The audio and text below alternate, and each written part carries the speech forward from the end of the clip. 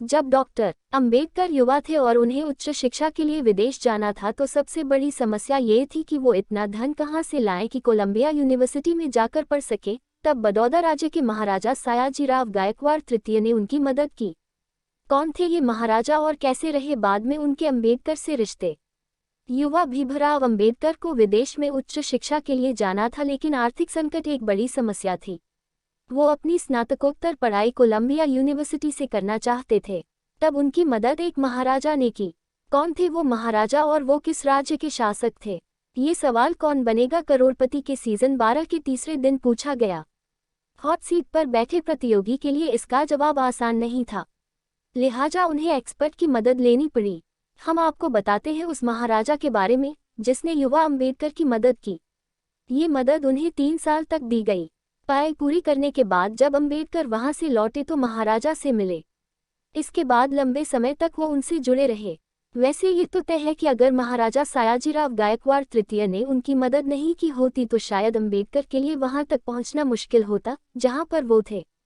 इन महाराजा का नाम तो आपको ऊपर की पंक्तियों में बताया जा चुका है। वो उस समय भारत के सबसे समृद्ध राज्यों में एक बड़ौदा के शासक थे। उन्होंने अपने शासन के दौरान सामाजिक सुधार से लेकर जात पात खत्म करने और शिक्षा के क्षेत्र में कई बड़े काम किए।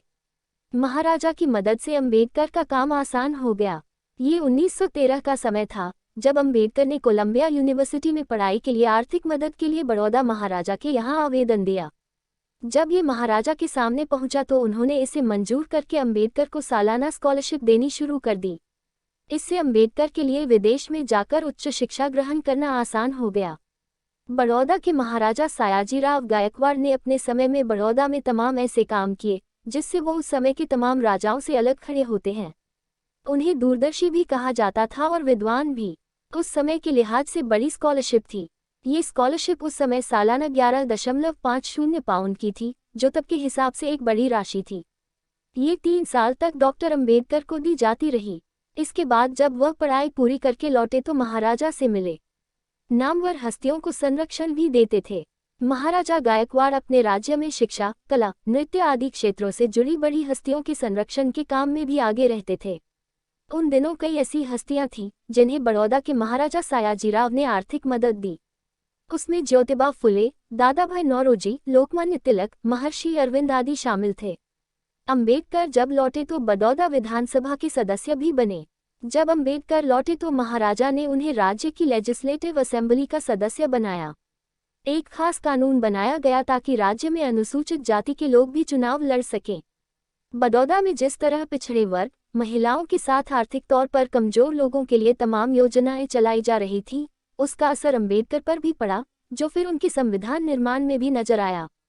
जब डॉक्टर अंबेडकर कोलंबिया यूनिवर्सिटी से उच्च शिक्षा पूरी करके लौटे तो बड़ौदा राज्य ने उन्हें अपनी लेजिस्लेटिव असेंबली का सदस्य बनाया। अंबेडकर से महाराजा के अच्छे संबंध रहे। महाराजा सयाजीराव 1939 में जब तक जिंदा रहे तब तक उनके डॉक्टर भीमराव अंबेडकर से अच्छे संबंध बने रहे। सयाजीराव को उन दिनों भारतीय रियासतों के शासकों के बीच सबसे बड़ा समाज सुधारक और प्रगतिवादी राजा माना जाता था। उन दिनों शायद ही कोई राज्य वंचित वर्ग और पिछड़ों की उस तरह मदद के लिए आगे आता था जिस तरह सयाजीराव करते थे। पुस्तकालय आंदोलन के जनक तो लड़कियों की शिक्षा के पैरोकार। महाराजा सयाजीराव को भारत में पुस्तकालय आंदोलन का जनक माना जाता है तो लड़कियों की शिक्षा का काम भी उन्होंने जोर शोर से किया। उन्होंने बड़ौदा राज्य में 1875 से कर 1939 तक शासक किया और शासन की बागडोर संभालते ही लड़कियों की शिक्षा के लिए कई स्कूल खोले और प्राइमरी शिक्षा मुफ्त करने के साथ अनिवार्य कर दी। बैंक ऑफ बड़ौदा की स्थापना की और समाज सुधार के काम भी। उन्होंने बैंक ऑफ बड़ौदा की स्थापना की, जो इस समय देश के प्रमुख बैंकों में एक है।